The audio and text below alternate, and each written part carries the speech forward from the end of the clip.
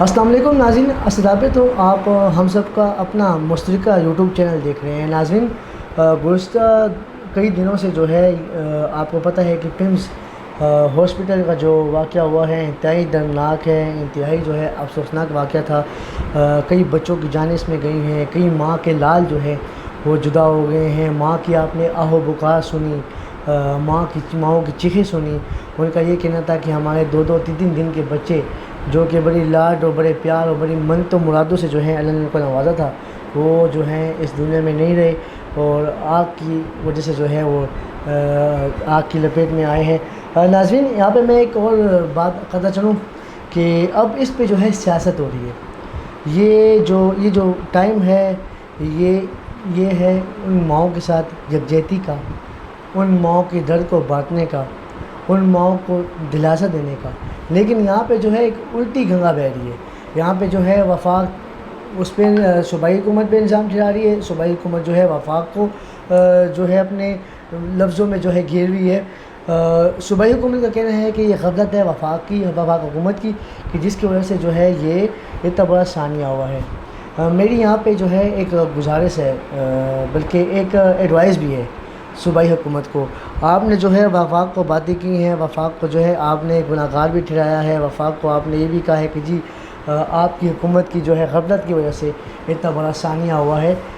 میں آپ کو ایک بات کرتا چاہوں، آپ کے صوبے میں جو ہے سب سے بڑی آپ کی اسپتال جو ہے وہ LRH ہے۔ آپ نے اس کے وزٹ کیا ہے کیا؟ آپ کا جو ہیلتھ MPA ہے یا MNA ہے وہ وہاں پہ گئے ہیں؟ انہوں نے دیکھا ہے کہ وہاں پہ کیا چل رہا ہے؟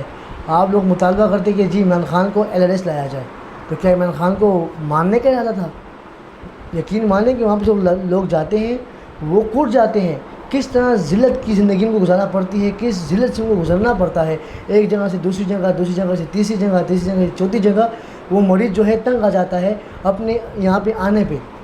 میں آپ کو چھوٹی سی مثال دوں، گائنی وارڈ کی جو ایمرجنسی ہے بچوں کی، میرے کچھ ریلیٹیو ہیں وہ وہاں پہ گئے، وہاں پہ انہوں نے پرچی بنائی۔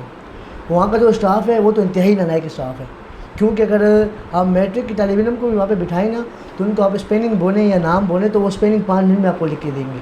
پہلے جی پرچی آئی، بچے کا نام جو ہے کچھ اور تھا، لکھا گیا کچھ اور تھا، والد کا نام کچھ اور تھا، لکھا گیا کچھ اور تھا، ایج کچھ اور تھی۔ وہ پرچی جب آئی اس والد صاحب کے پاس، والد صاحب نے پرچی دیکھی، اس نے بولا یہ تو غلط ہے، دوبارہ گئے، دوبارہ پرچی بنائی تو پھر جی بچے کا نام صحیح تھا، والد کا نام الگ تھا، ایج ان کی 1 سال تھی، لکھی گئی 3 سال تھی۔ پھر وہ گئے، انہوں نے کہا کہ یار دوسری مرتبہ ہے آپ لوگ پرچی غلط بنا رہے ہیں، یہ پرچی صحیح بنائیں۔ تیسری مرتبہ ہی جو ہے پھر بھی اس کے والد کا نام صحیح نہیں تھا اور ایج بھی صحیح نہیں تھی۔ آخرکار وہ جو والد صاحب ان کے تھے وہ بچے کے وہ تنگ آ کے پھر آ گئے۔ جب ڈاکٹر صاحب کی طرف جانے لگے تو وہاں پہ ایک جمع غفیر تھا، وہاں پہ جو سیکورٹی گارڈ تھا وہ اپنے من مانی سے لوگوں کو چھوڑ ہوا تھا اندر، جس پہ اس کو دل آیا تھا اس کو چھوڑا تھا، جس پہ دل نہیں آیا تھا اس کو لائن پہ کھڑا ہوا تھا۔ اس میں جو ہے آدھا گھنٹہ گزرا۔ اب بچہ، اب ڈاکٹر کی غفلت دیکھیں، یہاں پہ جو ہے اتنے ماہر ڈاکٹر بیٹھے ہیں، ان کی غفلت چیک کریں۔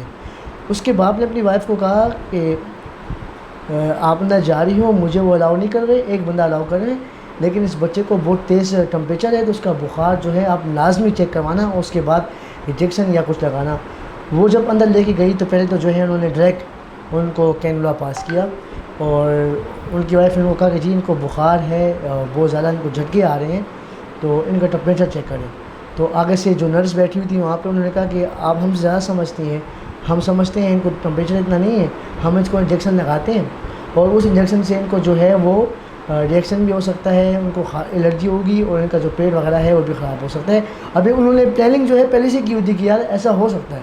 جب اس بچے کو انجیکشن لگا اور تھوڑی دیر بعد جو ہے اس بچے کو ریئیکشن ہو گیا، ان کو الرجی ہو گئی، اس کو ہم جو ہے پرائیویٹ ڈاکٹر کے پاس لے کے گئے۔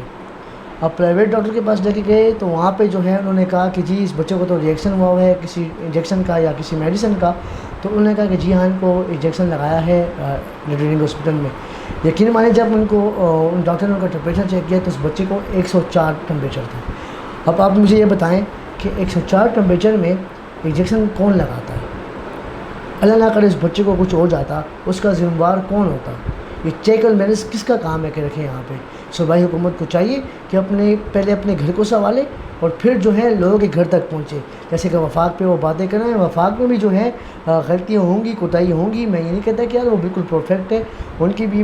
کیونکہ میرا سیاست سے کوئی لینا دینا نہیں ہے, نہ مجھے کوئی سیاست پسند ہے اور نہ میں ان معاملوں میں پڑھتا ہوں, لیکن جو آنکھوں دیکھا حال ہے میں وہ بتا رہا ہوں کہ صوبائی حکومت کو چاہیے کہ پہلے اپنے گھر سے شروع کرے, اپنے گھر کو سنوارے. اپنے جو صوبے کی سب سے بڑی اسپتال ہے اس پہ چیک اینڈ بیلنس رکھے, ان پہ مانیٹرنگ کرے, ان کے جو ڈاکٹر ہیں ان کو سنوارے کہ یار آپ کے پاس جو آتا ہے پراپر ان کا چیک اپ کیا جائے, ان کا ٹمپریچر چیک کیا جائے اور پھر ان کو انجیکشن لگایا جائے یا جو ٹریٹمنٹ ہے وہ دی جائے. اس طرح لوگوں کا جو ہے نا اعتبار اٹھ جائے گا, کوئی آئے گا نہیں اسپتالوں کو, اپنے گھروں میں مر جائیں گے لیکن اسپتالوں میں نہیں آئیں گے. تو آپ جو ہے سیاست چھوڑیں. میں دونوں حکومتوں کو بولتا ہوں, وفاق کو بھی اور صوبائی حکومت کو بھی, کہ اس جو بچوں کے ساتھ واقعہ ہوا ہے اس پہ سیاست ہرگز نہ کریں, اس پہ سیاست چھوڑیں اور جو ہے مل بیٹھ کے جو ہے اس پہ بات کریں. اس غریب فیملی جن کے بچے جو ہے دنیا فانی سے رخصت ہوئے ہیں ان فیملی کے ساتھ ہمدردی کریں, وہاں پہ جائیں, دعا کریں, ان کا حال چال پوچھیں اور ان کو دلاسا دیں بجائے کہ آپ سیاست کریں. یہ ناظرین یہ تھی ہماری آج کی رپورٹ. انشاءاللہ ملاقات ہوگی کہ پروگرام میں.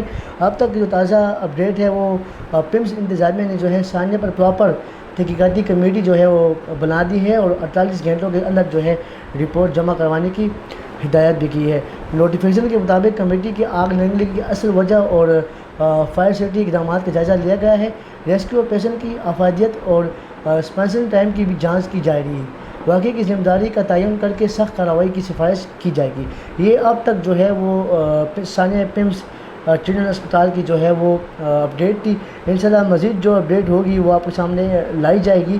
یہ تھی آج کی رپورٹ. انشاءاللہ ملاقات ہوگی. اللہ حافظ. سچ جو چھپ نہ سکے